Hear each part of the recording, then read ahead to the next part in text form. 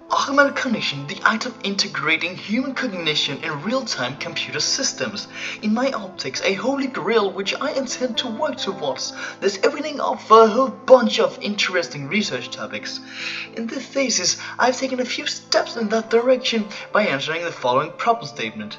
Is it possible to recognize psychophysiological patterns measured in relation to specific video game perceptual events through an artificial neural network? To answer this statement, I conducted an experiment where 31 subjects played Super Mario while their electroencephalogram and eye tracking were measured. The signals were then divided into small snippets called epochs corresponding to the different events they have encountered throughout the game. The datasets consisting of all the epochs were then expected for artifacts. Unfortunately, there were a lot of artifacts, which resulted in a reduction of the usable subjects to just 13, and the available game events were reduced to just 4. However, it is still enough to draw some reliable conclusions.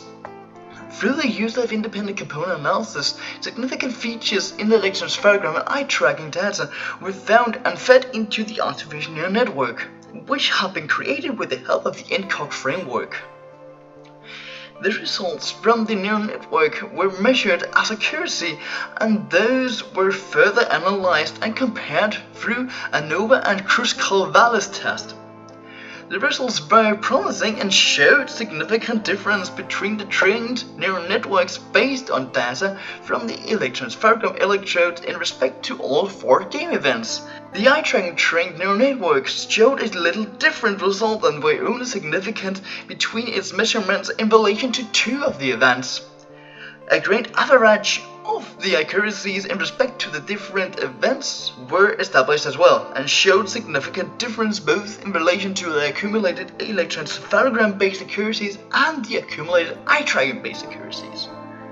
Albeit these results are promising, they are not as prominent as other electroencephalogram recognition studies, where they had to recognize clear P300 patterns.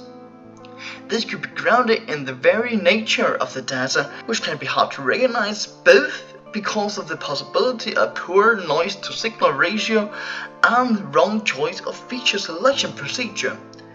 Furthermore, it can also be grounded in the structure of the artificial neural networks, which could be optimized further. As a conclusion, the answer to the problem statement is yes, it is possible to recognize characterize psychophysiological patterns related to video game events through artificial neural network.